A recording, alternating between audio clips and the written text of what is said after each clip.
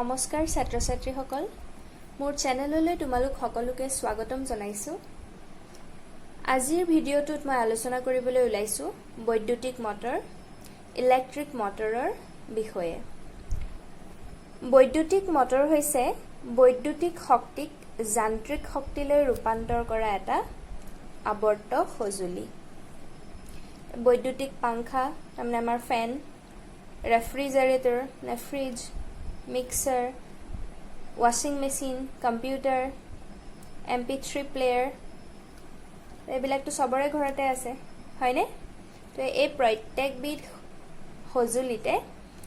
এটা গুৰুত্বপূৰ্ণ উপাদান হিচাপে বৈদ্যুতিক মটৰ ব্যৱহাৰ কৰা হয় প্ৰত্যেক বিধতে মটৰ আছে যি মটৰে বৈদ্যুতিক শক্তিক যান্ত্ৰিক শক্তিলৈ ৰূপান্তৰিত কৰে যান্ত্ৰিক শক্তি মানে গম পাইছে চাগে ইলেক্ট্ৰিক কাৰেন্টৰ ফলত বেলেগ কিবা এটা কাৰ্য যেটো কৰিব পাৰে সেই কাৰ্যটোলৈ ৰূপান্তৰিত কৰে ঠিক আছে উদাহৰণ স্বৰূপে আমাৰ যিকিখন ফেন আছে ঘৰত এই ফেনত কি হয় আমি সুইচটো দিয়াৰ লগে লগে কাৰেন্ট যায় হয়নে তাৰমানে বৈদ্যুতিক শক্তি ফেনখনলৈ চালিত হয় আৰু সেই শক্তিটোৱে ফেনখনৰ পাংখা কিখন ঘূৰোৱাত সহায় কৰে ঠিক সেইদৰে মিক্সি হওক ৱাশ্বিং মেচিন হওক এইবিলাক সকলোতে কি হয় কাৰেন্টৰ পৰা আমি বস্তুটো মিক্সি আৰু ৱাশ্বিং মেচিনত ঘূৰি যায় হয়নে তো ঠিক সেইদৰে বৈদ্যুতিক শক্তি যান্ত্ৰিক শক্তিলৈ ৰূপান্তৰ কৰা হয় বৈদ্যুতিক মটৰ নামৰ সঁজুলিবিধৰ জৰিয়তে আৰু এতিয়া আহাচোন আমি আলোচনা কৰো কেনেকৈনো এই বৈদ্যুতিক মটৰে বৈদ্যুতিক শক্তিক যান্ত্ৰিক শক্তিলৈ ৰূপান্তৰিত কৰিব পাৰে বৈদ্যুতিক মটৰৰ টপিকটো তোমালোকৰ বহুত ইম্পৰ্টেন্ট টপিক হয় গতিকে মন দি বুজি লবা ইয়াতে চোৱা এটো হল বৈদ্যুতিক মটৰৰ ডায়াগ্ৰাম বৈদ্যুতিক মটৰৰ কাৰণে এডাল ম্যাগনেট লাগিব চুম্বক আৰু হেডাল হৰ্সু ম্যাগনেট লোৱা হয় অশ্বক্ষুৰা আকৃতিৰ চুম্বক লোৱা হয় ইয়াতে চোৱা ইয়াত N2 বুজাইছে ম্যাগনেট ডালৰ নৰ্থ পোল তাৰমানে উত্তৰ মেৰু আৰু S2 বুজাইছে ম্যাগনেট ডালৰ সাউথ পোল তাৰমানে দক্ষিণ মেৰু গতিকে আমি ইয়াৰ পৰা কি ক'ব পাৰো ম্যাগনেট ডালৰ যিডাল ম্যাগনেটিক ফিল্ড যিখন চুম্বক ক্ষেত্ৰ সেই চুম্বক ক্ষেত্ৰখনৰ বলৰেখা বিলাকৰ ডাইৰেকশন কি হ'ব নৰ্থ পোলৰ পৰা ওলাব সাউথ পোলৰ ফালে যাব তাৰমানে চুম্বক ক্ষেত্ৰখনৰ ডাইৰেকশন কৰ পৰা হ'ব নৰ্থৰ পৰা সাউথলে ঠিক আছে এতিয়া এই চুম্বক ক্ষেত্ৰখনৰ দুই মূৰৰ মাজত তাৰমানে নৰ্থ পোল আৰু সাউথ পোলৰ হু মাজত তামৰ তাৰৰ এটা আয়তাকাৰ কুণ্ডলী এই ধৰণে ৰখা হয় মন কৰিবা তামৰ তাৰ দি সজোৱা এটা আয়তাকাৰ কুণ্ডলী এটাৰ নাম দি দিছো চোৱা ABCD এই ধৰণে কুণ্ডলীটো ৰখা হয় আৰু কুণ্ডলীটো এই ধৰণে ৰখা হয় যাতে ইহতৰ যিকিটা AB আৰু CD বাহুকেটা আছে সেই বাহুকেটা এই চুম্বক ক্ষেত্ৰখনৰ দিশৰ লম্ব হয় তাৰমানে কি চুম্বক ক্ষেত্ৰখন এই ধৰণে আছে হয়নে নৰ্থৰ পৰা সাউথলে আছে কিন্তু কুণ্ডলীটোৰ বাহুকিটা কেনেকৈ আছে এই ধৰণে আছে গতিকে দুইটাৰ মাজত কি হৈ আছে 90 ডিগ্ৰী এংগল হৈ আছে হয়নে তো এই ধৰণে ৰখা হয় তাৰ পিছত চোৱা এই কুণ্ডলীটোৰ দুটা মূৰ নি পেলাই ফলা আঙঠি এটাৰ দুই মূৰৰ লগত সংলগ্ন কৰা হয় দেখিছানে এই যিকিটা P আৰু Q হেকিটা হল ফলা আঙঠি স্প্লিট ৰিং বুলি কোৱা হয় ইংৰাজীত ঠিক আছে তাৰ লগত এই কুণ্ডলীটোৰ দুই মূৰ সংযুক্ত কৰা হয় আৰু ইয়াৰ চাৰিওফালে এডালকে ব্ৰাছ লগোৱা থাকে ইয়াত যত X আৰু Y লিখা হৈছে হেকেডাল হল ব্ৰাছ এই যে মই মোটাকে আকিছো হেকেডাল হল ব্ৰাছ ঠিক আছে এতিয়া চোৱা আৰু এই ব্ৰাছ দুডালৰ পৰা বাহিৰত এটা বৰ্তনী সংযোগ কৰা হয় বেটাৰী থাকে আৰু তাত সুইচ থাকে দেখিছানে বাৰু তো X ব্ৰাছ ডালটো আনি পেলাই বেটাৰীৰ পজিটিভ মূৰত লগোৱা হৈছে আৰু Y ব্ৰাছ ডাল আনি পেলাই বেটাৰীটোৰ নিগেটিভ মূৰৰ লগত সংযুক্ত কৰা হৈছে আৰু এটা ইয়াতে সুইচ থাকে তেতিয়াহে আমি অফ অন কৰিব পাৰিম আমাৰ সুবিধা অনুযায়ী হয়নে বুজি পাইছানে বাৰু কেনেকৈ সংলগ্ন কৰা হৈছে মই আকৌ এবাৰ কৈ দিছো এডাল অশ্বক্ষুৰা আকৃতিৰ চুম্বক থাকে চুম্বকটোৰ উত্তৰ আৰু দক্ষিণ মেৰুৰ মাজত তামৰ তাৰৰ এই ধৰণৰ এটা আয়তাকাৰ কুণ্ডলী সজ্জিত হৈ থাকে, কুণ্ডলী ৰখা হয়, যাতে তাৰ বাহুকেইটা চুম্বক ক্ষেত্ৰৰ বাহুৰ লম্ব হিচাপে থাকে। তাৰপিছত কুণ্ডলীটোৰ দুই মূৰ আনি পেলাই দুটা ফলা আঙঠিত সংলগ্ন কৰা হয়, আৰু ফলা আঙঠিকেইটা আকৌ এক্স আৰু ৱাই নামৰ দুডাল ব্ৰাছৰ লগত সংযুক্ত হৈ থাকে। আৰু এই ব্ৰাছকেইডালৰ দুই মূৰ আনি পেলাই বেটাৰী আৰু চাবিৰ লগত সংযুক্ত কৰা হয়, আৰু এই ক্ষেত্ৰত মই এক্স মূৰটো আনি পেলাই পজিটিভ বেটাৰীৰ লগত লগাইছোঁ আৰু ৱাই মূৰটো আনি বেটাৰীৰ নিগেটিভ ছাইডৰ লগত কানেক্ট কৰিছোঁ। ঠিক আছেনে বাৰু? গতিকে যদি ছুইচটো অন কৰা হয় তেতিয়াহ'লে এই বৰ্তনীটোৰ পৰা বিদ্যুৎ চালিত হ'ব, বেটাৰীটোৰ পৰা এই ধৰণে কাৰেণ্ট পাছ হ'ব, গৈ পেলাই কি হ'বগৈ, এক্স ব্ৰাছডাল পাবগৈ, হয়নে? এক্স ব্ৰাছডাল পোৱাৰ পিছত এই ব্ৰাছডাল যিহেতু আঙঠিটোত লগ লাগি আছে আৰু আঙঠিটো এই আয়তাকাৰ কুণ্ডলীটোৰ মূৰবিলাকত লগ লাগি আছে, হয়নে? গতিকে কি হ'ব, এক্সৰ পৰা পি লৈ যাব, পিৰ পৰা এই মূৰটোত লাগি আছে, হয়নে? গতিকে এইফালে কাৰেণ্ট প্ৰবাহিত হ'ব, এৰ পৰা গৈ বি লৈ যাব, বিৰ পৰা চি লৈ যাব, চিৰ পৰা ডি লৈ উভতি আহিব, এই ধৰণে আহি পেলাই আকৌ ৱাই ব্ৰাছডাল পাবহি, আৰু ৱাই ব্ৰাছডালৰ পৰা আহি বেটাৰীৰ নিগেটিভ মূৰটোত সোমাবহি। ঠিক আছেনে বাৰু? এতিয়া ইম্পৰ্টেণ্ট কথা মন কৰিবলগীয়া, চোৱা এ বি আৰু চি ডি বাহুকেইডালত কাৰেণ্টৰ প্ৰবাহটো কেনেকৈ হৈছে।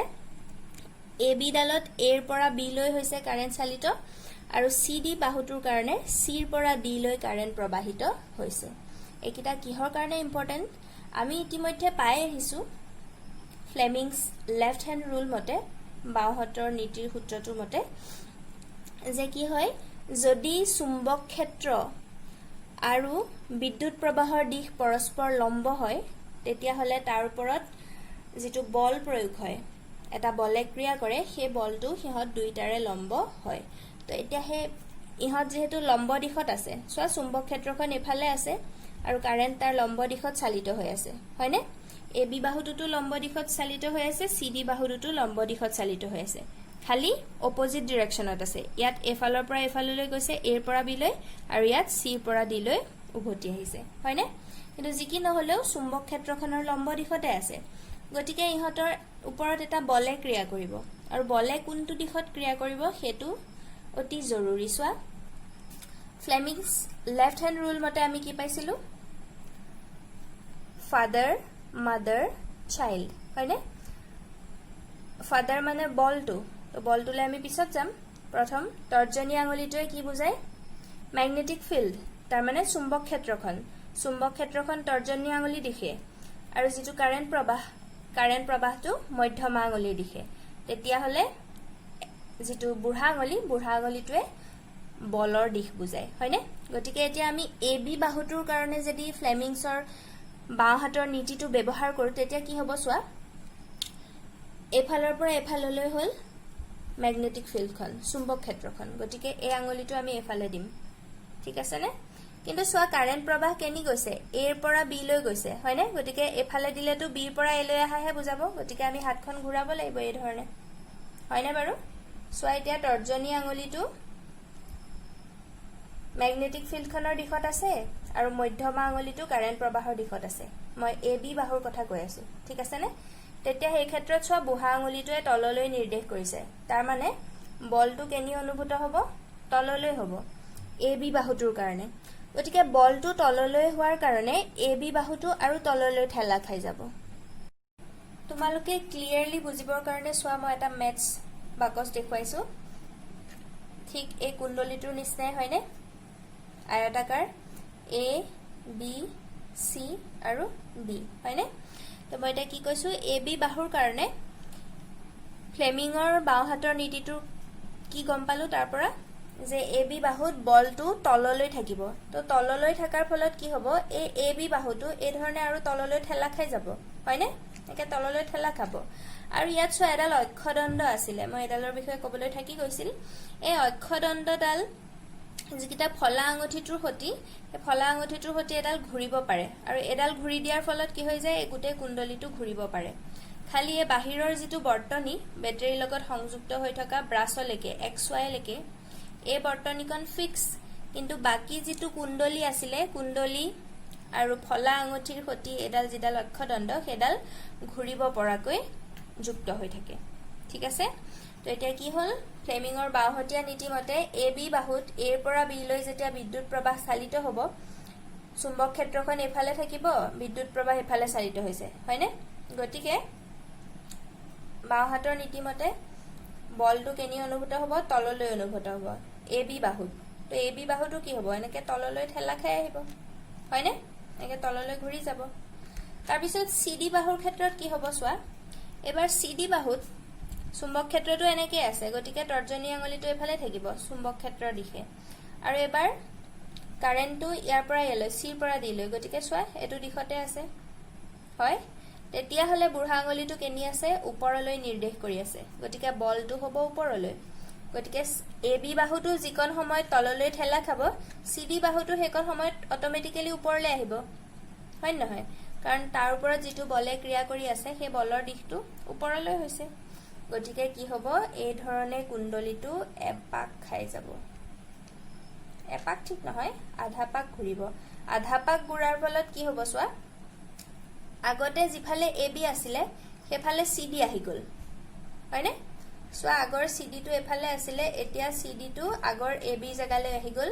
আৰু আগৰ এ বি টো সি ডিৰ জাগালৈ গুচি গল হয়নে বাৰু তো এবাৰ কি হ'ব কাৰেণ্টৰ দিশটো হ'ব ডিৰ পৰা সি লৈ প্ৰথম যাব সিৰ পৰা বি লৈ তাৰপিছত বিৰ পৰা এ লৈ আহিব আকৌ আগৰ নিচিনাকে যদি ফ্লেমিঙৰ বাওহাতৰ নীতি ব্যৱহাৰ কৰা হয় তেতিয়া কি হ'ব এবাৰ সি ডি বাহুটোৱে তললৈ ঠেলা খাব গতিকে এই ধৰণে তললৈ ঘূৰি যাব আৰু এ বি বাহুটো ওপৰলৈ আহিব তাৰ মানে কি নন ষ্টপ কুণ্ডলীটো এই ধৰণে ঘূৰি থাকিব তো চোৱা আমি কাৰেণ্টহে চালিত কৰিছিলো হয়নে বিদ্যুৎ প্ৰবাহে চালিত কৰিছিলো বিদ্যুৎ প্ৰবাহে কি কৰিলে এই কুণ্ডলীটো ঘূৰুৱাত সহায় কৰিলে তো ঘূৰি গল মানে কি যান্ত্ৰিক শক্তি হয়নে তো এই ধৰণে ইলেক্ট্ৰিক মটৰ এটাই কাম কৰে আৰু বৈদ্যুতিক শক্তিক যান্ত্ৰিক শক্তিলৈ ৰূপান্তৰিত কৰে এতিয়া তোমালোকৰ পৰীক্ষাত এই প্ৰশ্নটো প্ৰায়ে আহি থাকে বৈদ্যুতিক মটৰ কি ইয়াৰ মূল নীতিটো লিখা আৰু বৈদ্যুতিক মটৰৰ কাৰ্যপ্ৰণালী বৰ্ণনা কৰা এতিয়া মই ইতিমধ্যে বুজাইছো আশা কৰিছো তোমালোকে বুজি পাইছা চাগে কমেন্ট কৰি জনাবা আৰু এতিয়া আহো নোটছটো কেনেকৈ লিখিব লাগিব কিতাপতটো বৰ ধুনীয়াকৈ দিয়া আছে বৈদ্যুতিক মটৰৰ কাৰ্যপ্ৰণালীটো তথাপিও মই পইণ্ট ওয়াইজ অকমান ছুটিকে দিবলৈ চেষ্টা কৰিছো বৈদ্যুতিক মটৰ হৈছে বৈদ্যুতিক শক্তিক যান্ত্ৰিক শক্তিলৈ ৰূপান্তৰ কৰা এবিধ সঁজুলি ইয়াৰ মূল নীতিটো হ'ল চুম্বক ক্ষেত্ৰৰ লম্ব দিশত বিদ্যুৎ প্ৰবাহী কুণ্ডলী বা পৰিবাহী স্থাপন কৰিলে এটা বল ক্ৰিয়াশীল হয় আৰু কুণ্ডলীটো ঘূৰিবলৈ ধৰে তাৰ পিছত আহিল তাৰ কাৰ্যপ্ৰণালী মই পইণ্ট ওয়াইজ লিখিছো 1 নম্বৰ পইণ্টত কি চিত্ৰত দেখুৱাৰ দৰে বৈদ্যুতিক মটৰত তামৰ তাৰৰ আয়তাকাৰ কুণ্ডলী এডাল চুম্বকৰ দুই মেৰুৰ মাজত ৰখা হয় যাতে A B C D কুণ্ডলীটোৰ A B আৰু সি ডি বাহু দুটা চুম্বক ক্ষেত্ৰৰ লম্ব দিশত থাকে নেক্সট পইণ্ট কুণ্ডলীটোৰ মূৰ দুটা এটা ফলা আঙুঠিৰ টুকুৰা পি আৰু কিউৰ লগত সংলগ্ন যিয়ে লৰচৰ কৰিব নোৱাৰা ব্ৰাছ এক্স আৰু ৱাইক স্পৰ্শ কৰি থাকে তাৰ পিছত বাহিৰৰ বৰ্তনীৰ বেটেৰীৰ পৰা এক্স ব্ৰাছেৰে বিদ্যুৎ প্ৰবাহ কুণ্ডলীটোত সোমাই আৰু এ বি বাহুত প্ৰবাহ এৰ পৰা বি লৈ আৰু সি ডি বাহুত সিৰ পৰা ডি লৈ চালিত হয় এতিয়া ফ্লেমিঙৰ বাওহতীয়া নিয়ম প্ৰয়োগ কৰিলে দেখা যায় যে এ বি বাহুত ক্ৰিয়া কৰা বলে ইয়াক তললৈ ঠেলিব আৰু সি ডি বাহুত ক্ৰিয়া কৰা বলে ইয়াক ওপৰলৈ ঠেলিব এইদৰে ঘড়ীৰ কাটাৰ বিপৰীত দিশত কুণ্ডলীটো আধা পাক ঘূৰাৰ পিছত কুণ্ডলীৰ প্ৰবাহ বিপৰীতমুখী হ'ব অৰ্থাৎ ডি সি বি এ পথেৰে প্ৰবাহ চালিত হ'ব নেক্সট ফলা আঙুঠি দুটুকুৰা ঘূৰি কুণ্ডলীটোৰ মাজেৰে চালিত প্ৰবাহ বিপৰীতমুখী কৰে সেয়ে ইহঁতক দিক পৰিৱৰ্তক বুলি কোৱা হয় প্ৰবাহ বিপৰীতমুখী হোৱাৰ লগে লগে AB আৰু CD বাহু দুটাত অনুভূত বলৰ দিশো বিপৰীতমুখী হয় আৰু সেয়ে এই ক্ষেত্ৰত CD বাহু তললৈ আৰু AB বাহু ওপৰলৈ ঠেলা খাব। এইদৰে প্ৰতি আধা পাক ঘূৰ্ণনত প্ৰবাহৰ দিশ বাৰে বাৰে বিপৰীতমুখী হৈ থাকিব আৰু তাৰ ফলশ্ৰুতিত কুণ্ডলী অক্ষদণ্ড একে দিশত অবিৰতভাৱে ঘূৰি থাকিব। ঠিক এইধৰণে লিখিলে তোমালোকৰ হ'ব। ঠিক আছেনে বাৰু? তাৰপিছত তোমালোকৰ সৰু প্ৰশ্নাৱলী এটা আছে। তো ইয়াৰ প্ৰশ্নখিনি মই অলৰেডি ডিছকাছ কৰিছোঁ, গতিকে জাষ্ট নোটছটো দি দিছোঁ, তোমালোকে পজ কৰি পেলাই লিখি ল'বা। ঠিক আছে? আজিলৈ ইমানেই। ধন্যবাদ।